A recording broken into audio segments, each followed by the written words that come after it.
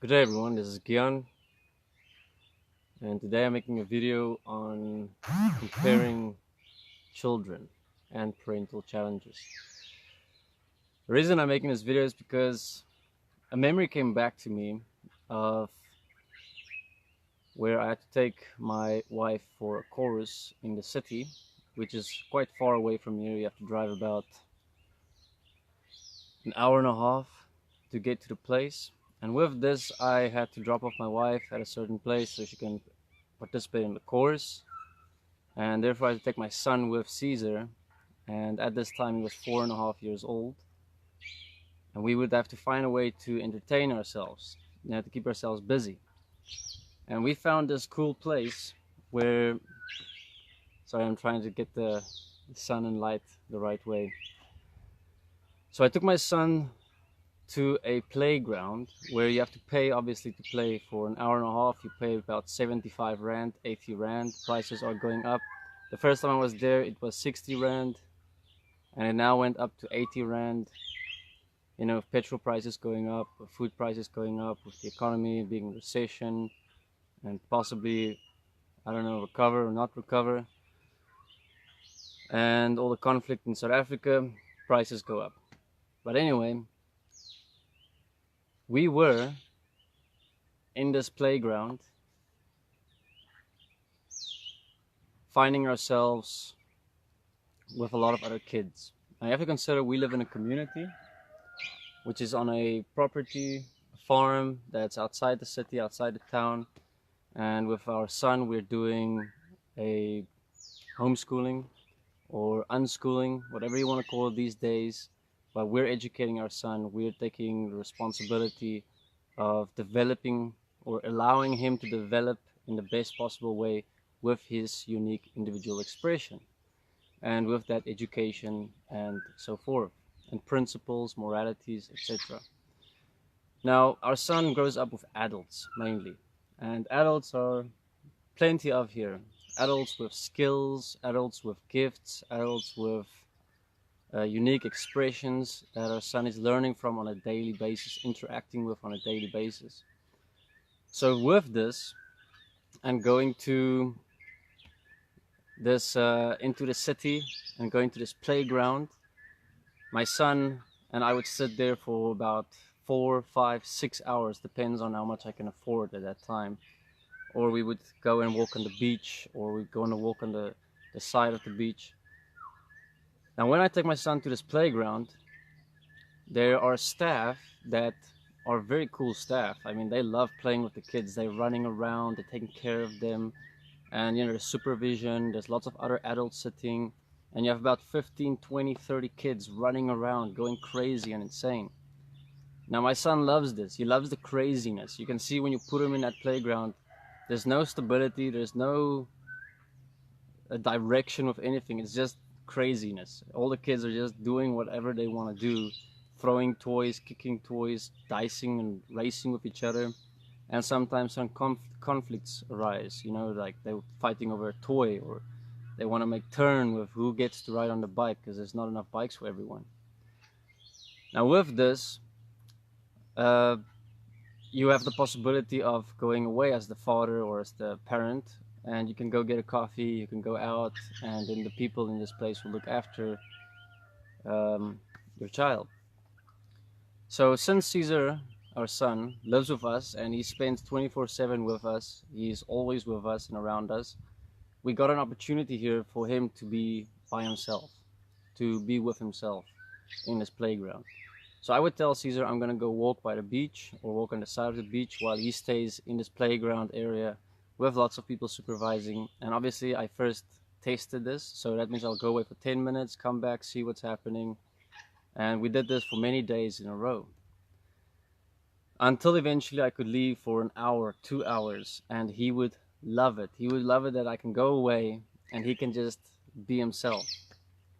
So on this particular day, one day, I left for an hour and a half. I basically go to the beach and I stand on the beach side and look at the beach and look at the ocean while my son is playing in this playroom.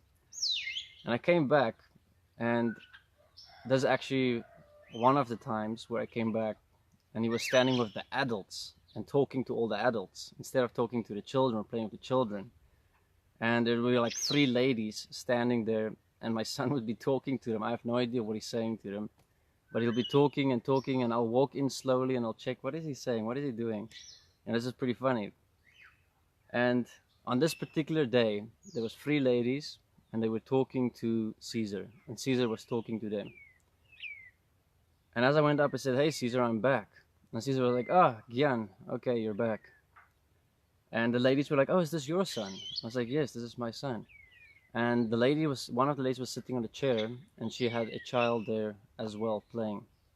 And she's like, "How old is he?" And I said, "Well, he's now 4.5." And she's like, "Oh, I must say he talks very, very well. He speaks very well." And I was like, "Oh, okay, thanks." Now, me, obviously, living on a property, on a farm, I have no reference of other children. I have no time to compare my son to other children, or to see how he's developing or not developing. I can only go with what's physically here with my son. And I cannot compare them. I cannot ever say, "Oh, these are 2 4.5-year-old kids, and this is how they should be, and this is what they should have developed," and so on. So here I have feedback from this lady that he speaks very well. And she points out that she also has a 4.5-year-old son. And she pointed out to her son. And I was like, "Okay, that's your son." But she looked extremely concerned. So I realized what happened at that moment was she was here interacting with my son, Caesar, who's 4.5, who was speaking as if he's an adult, because he's a full-grown human being. And he was speaking with confidence, he was speaking with determination, he was speaking with integrity. He was speaking as an equal, basically, to these 3 ladies, and he was having their attention fully. And then he came with me afterwards, and I was now looking at what just occurred, because this lady seemed to now have formed a judgment towards her child for not being the same way as Caesar, as my son. And I realized that, wait a minute, there's a problem here, that people and parents look at children this way. Meaning, what is your child capable of at a certain age, or what are they not capable of?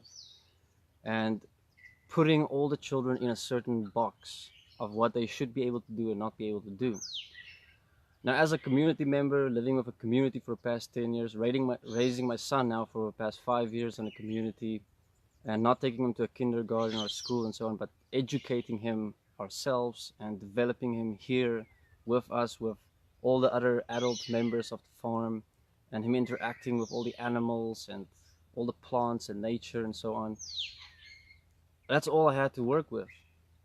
So now I had this point coming up of, when we're in the system, when we're in places where there's other children or parents, there's this game of comparison happening. And this thing of who's doing what, who's capable of what, who is expressing in what way. And I can see that how it comes from a certain point of jealousy as well. And jealousy isn't bad. It's meaning the mom was probably seeing that her child isn't that way, but she would like that for her child. Meaning to be that expressive, to be open, talking like that, to talk to adults as equals, and so forth. So for her, it was a point of reflection and seeing. But the problem comes when we compare our children as having to be the same. Instead of working with, can I develop this? Can I support my son or my child or my daughter with developing this certain expression? So then it becomes this point of, we want to force our children to be a certain way because we liked seeing it from another child. And we believe that is a good character or a good personality for survival in this world. So now our child must have it, they must become it. And if our child doesn't, we create this sense of disappointment, this sense of fear of, our child's not going to make it in this world because they're this old, they can't speak yet, they're not confident yet, they can't write yet, they can't do all of these things yet, compared to the previous child. So then I took it back to myself and I was like, is this still a problem that we as adults face? And I came to the point of realizing, yes, it is. Because if I look at myself and me with other adults and how I used to be, I used to compare everyone and having to be the same. Everyone should be intellectual, the same level. Physically, everyone should be capable of the same stuff. You know, everyone should have the same skills. Everyone should have the same way of living, the same structure of living. And with this, I can see currently how there's so much conflict still among each individuals online, through Facebook, through YouTube, through um, Instagram, through Twitter. You can see it even among friends on social networks, where everyone is trying to judge who's intellectual and who isn't, who is hardworking and who isn't, who is doing good art and who isn't, who can make music and who cannot, who's listening to what and who's doing what. And it's constantly this comparison thing. But what I wanted to say to that lady when I saw this point arise, which I didn't say and I regret it now, I wanted to ask her a question like, what is it that you saw with your own son? And then I wanted to give her the comfort of telling her, look at your own body, all right? You have a head, which is your intellectual point.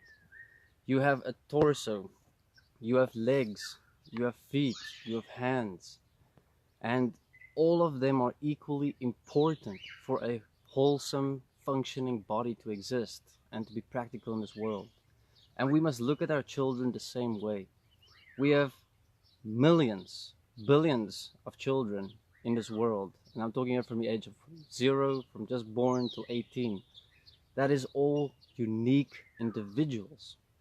And all the unique individual children makes up a full body of functionality. You will have children that becomes the head. You will have children that becomes the torso of this world. And you'll have children that becomes the hands and the feet and the legs. And each one will play a part in this world and standing within this world and developing this world to a place that is best for all if we stop the comparison. And we have to stop that as adults with ourselves. We cannot go on Facebook and see someone that writes comments, doesn't know how to spell, and judge that person, or doesn't know how to use proper grammar and judge that person. You can't go onto Facebook and YouTube and judge people for how they look or how skinny they are, how muscular they are. We cannot go and continue on this route of putting everyone in a certain box, and as long as people don't fit in our box, our way of thinking, our way of doing, then they are wrong. They are not part of the system, not of the functioning system. So I wanted to tell this lady, like, look at your child's expression. Look at your child's abilities that he has. I mean, being quiet, being introverted can be a great skill for listening, observing, developing, becoming a thinker, if you want to call it that, or someone that considers points. And we need people like that. We need people that can consider points and then to develop rather that skill to work with others instead of against others. We also need to have people that can work hard and they can do physical work without the intellectuals judging them. You need to have these people that work hard and can use their bodies without judging the intellectuals, you know, as being weak or pathetic or useless. We need to stop these judgments within ourselves and how we place people in boxes. Because if we're doing this to our children, then we are creating one big mess. We're trying to create a worm instead of a wholesome body that has functioning parts.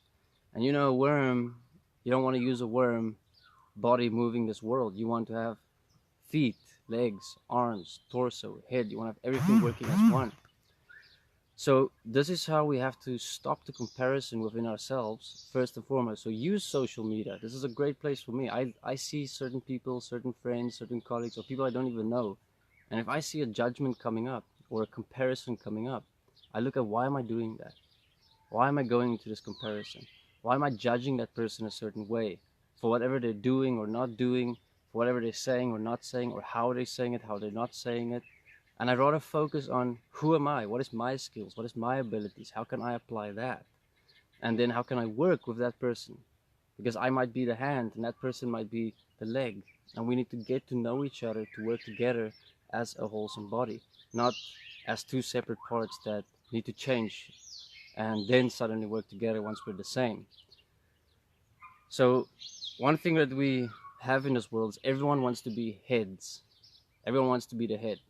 You know, everyone wants to be the the thinker, the intelligent one, the one that comes up with stuff, the one that says great stuffs, instead of realizing that some of us are hands, some of us are feet, some of us are legs, some of us are torsos, and we have to accept that position, and then we can actually truly start expressing ourselves.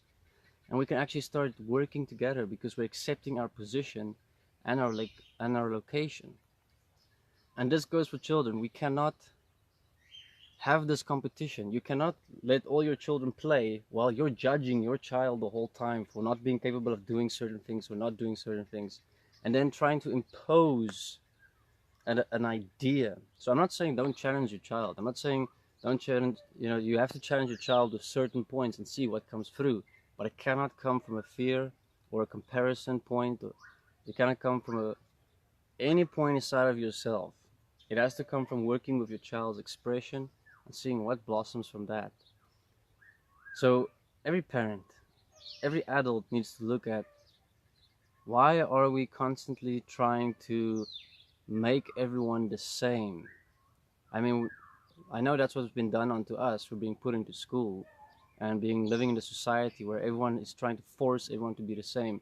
But we have to let go of that. That's an old way of living. We're now in a paradigm shift in this world, and we need to really shift gears 180. And we need to start accepting and allowing that everyone has a unique individual expression. And we need to come to a point of oneness and equality. How as one? One meaning your body is one, but it's got different parts. One doesn't mean exactly the same. Doesn't mean the same at all. And how can we work as equals, as those different parts, to come together in a way that supports everyone? For example, what you eat supports your hand, supports your legs, supports your feet, supports all parts of yourself. What your hand picks up, what your hand works with, supports your whole body or affects your whole body. Where you step, how you step. If you step in a nail, it affects your whole body. So we have to start caring for all parts of our bodies equally to make sure we can all function as one, as equals. And we cannot keep fighting each other because we're different. That creates so much conflict. We have to start supporting each other in our unique individual expressions. And this starts with who we are, so that we do not transfer our bullshit to our children. So let's take a point back to ourselves. Take a look for yourself today. Where is it that you're judging someone, where you're holding a certain perception of someone, where you are looking at someone and going, you need to be the correction, you need to correct that person, you need to show that person the right way, instead of you living as your expression, one and equal with that person. So you see how that changes the whole dynamic. And don't judge yourself either as the head and therefore you must move the arm or you must move the leg, because then you're just trying to force authority.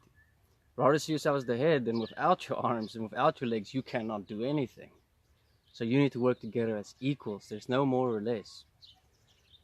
And this is something we can do all day through just being on social media. Look at where you're judging. Look at where you're having a perception of someone, or where you're holding onto an idea of someone or something.